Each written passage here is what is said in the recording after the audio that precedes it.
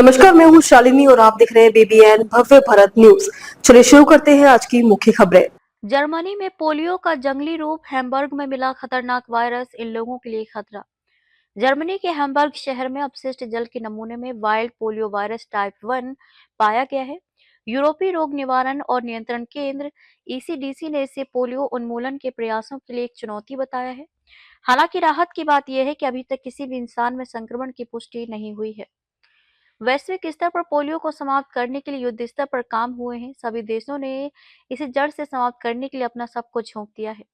हालांकि अभी तक इस पर पूरी तरह सफलता नहीं मिल पाई है। कुछ क्षेत्रों ने इसमें काफी हद तक सफलता पाई थी। इस बीच जर्मनी के हैम्बर्ग में अपशिष्ट जल के एक नमूने में वाइल्ड पोलियो वायरस टाइप 1 का पता लगाया गया है। दरअसल यूरोपीय संघ की एक एजेंसी यूरोपीय रोग निवारण और नियंत्रण केंद्र ईसीडीसी ने अपने एक बयान में बताया कि जर्मनी ने हैम्बर्ग में अपशिष्ट जल के नमूने में जंगली पोलियो वायरस टाइप 1 का पता लगाने की सूचना दी है। इससे पहले ऐसी रिपोर्ट्स आई थी कि 2024 के अंत से जर्मनी में कई स्थानों से प्राप्त अपशिष्ट जल के नमूनों में वैक्सीन व्युत्पन्न पोलियो वायरस टाइप 2 पाया जा रहा है, जो ऐसे समय में एक झटका है जब देश इस वायरस को खत्म करने के लिए प्रयासरत है। CVDPV2 और WPV1 का पता लगाना एक दूसरे से संबंधित नहीं है, लेकिन दोनों पोलियो वायरस उन लोगों में पोलियो का कारण बन सकते हैं जिनका टीकाकरण नहीं हुआ है या जिनका पूर्ण टीकाकरण नहीं हुआ है। रॉबर्ट कॉक इंस्टीट्यूट ने अपने बयान में कहा, जर्मनी ने सीवेज के एक नमूने में वाइल्ड पोलियो वायरस टाइप 1 का पता चला है। हालांकि राहत की बात है कि अब तक किसी भी इंसान में संक्रमण की पुष्टि नहीं हुई है।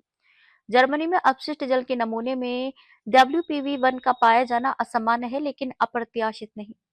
बयान में कहा गया है कि जर्मनी में अपशिष्ट जल में WPV1 के पाए जाने से यूरोपीय आबादी को होने वाला जोखिम बहुत कम माना जा रहा है, क्योंकि इस पूरे क्षेत्र में टीकाकरण दर आमतौर पर बहुत ऊंची है।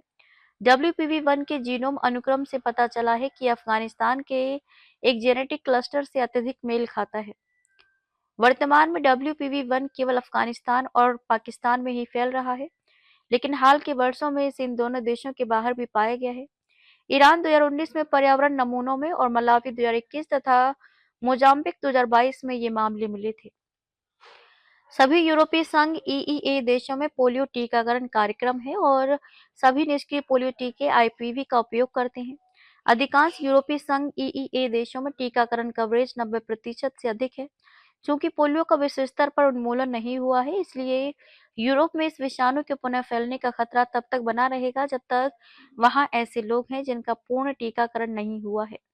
ऐसे में लोगों को पोलियो से बचाने के लिए टीकाकरण की आवश्यकता है।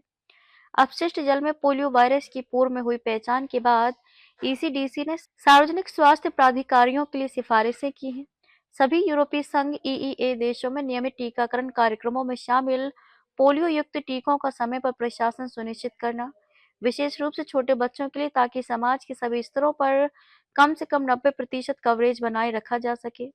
यूरोपीय रोग निवारण और नियंत्रण केंद्र के बयान के अनुसार ईसीडीसी स्थिति की निगरानी करने, मार्गदर्शन प्रदान करने और उच्च टीकाकरण स्तर बनाए रखने के प्रयासों का समर्थन करने के लिए राष्ट्रीय और अंतर्राष्ट्रीय भागीदारों के साथ मिलकर काम करना जारी रखेगा।